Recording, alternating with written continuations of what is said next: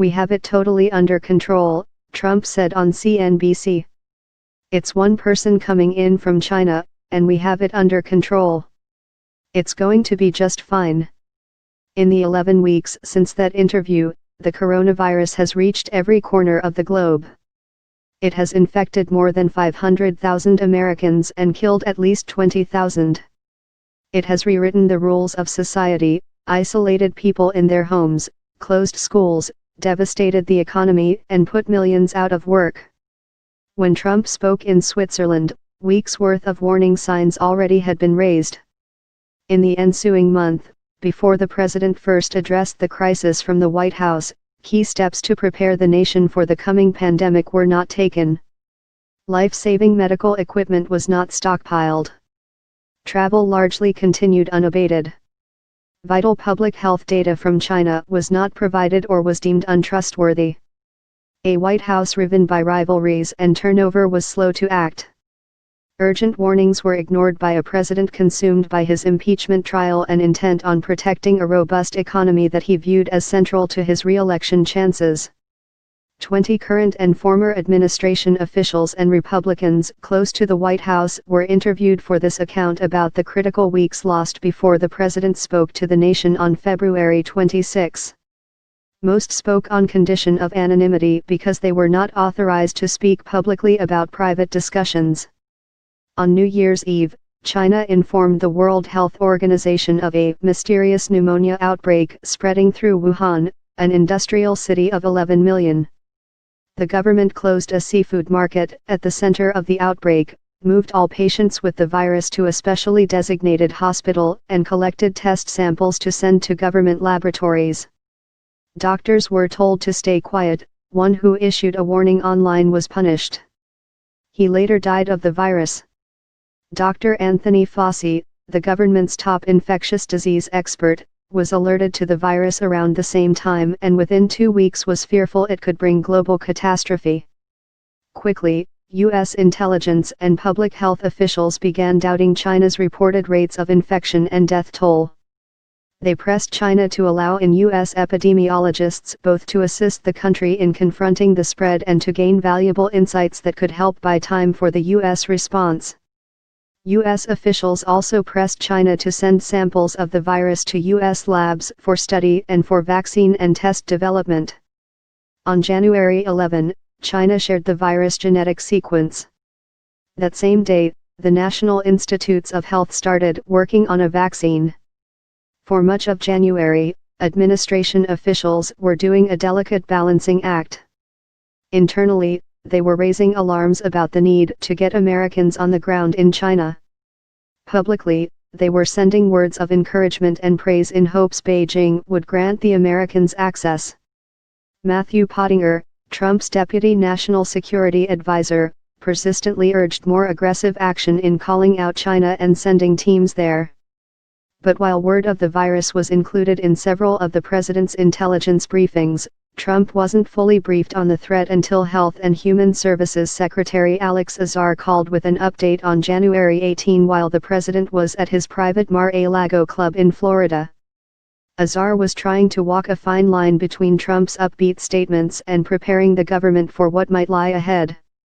America's risk is low at the moment, he later told House lawmakers. That could change quickly. Moreover, the president was in the middle of his Senate impeachment trial and focused on little else, punctuating nearly every White House meeting with complaints about the Democrats out to get him, grievances he would continue late into the night on the phone from his private quarters. Trump also had little desire to pressure Beijing or criticize its president, Xi Jinping, with whom he wanted to secure cooperation on ending a year-long trade war before the re-election campaign kicked into high gear. When Trump fielded his first question about the virus in Davos, he enthusiastically praised Xi's response, going well beyond the calibrated risk-reward messaging his aides were encouraging. Eventually, an initial request went to Congress for $2.5 billion in virus aid, an amount that lawmakers of both parties dismissed as too low.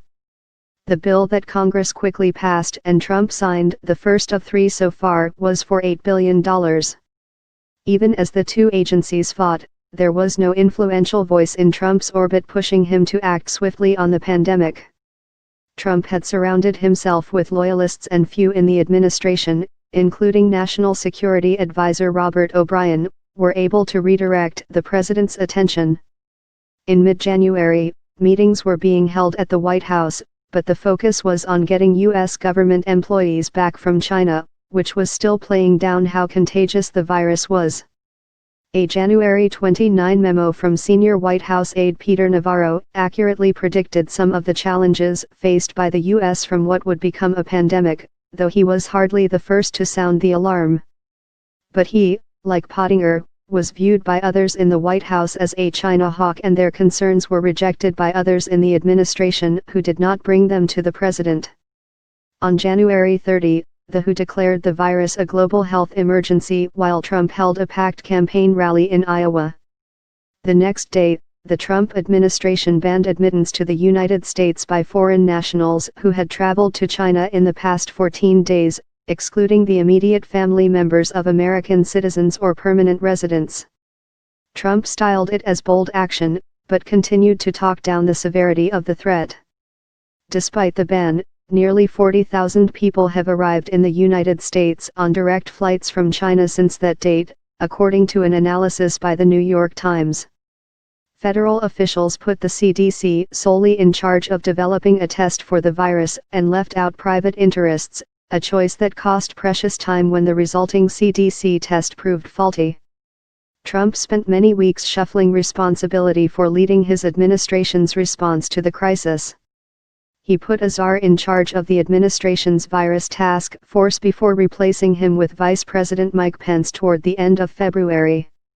Even as the virus spread across the globe, prevailing voices in the White House, including Senior Advisor Jared Kushner and Treasury Secretary Stephen Mnuchin, urged the president to avoid big steps that could roil financial markets.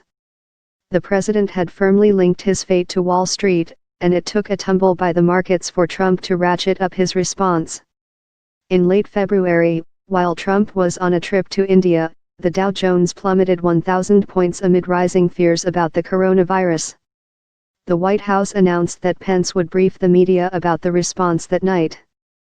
But Trump took the podium instead and has not relinquished the stage much since, belatedly making himself the face of the battle against the virus. When Trump first took the lectern in the White House briefing room to speak about the virus, the U.S. had 15 coronavirus patients. "We're at that very low level, and we want to keep it that way," Trump said. "We're very, very ready for this." Lemire reported from New York. Associated Press writers Deb Reekman, Kevin Freaking, and Lauren Neergaard also contributed to this report.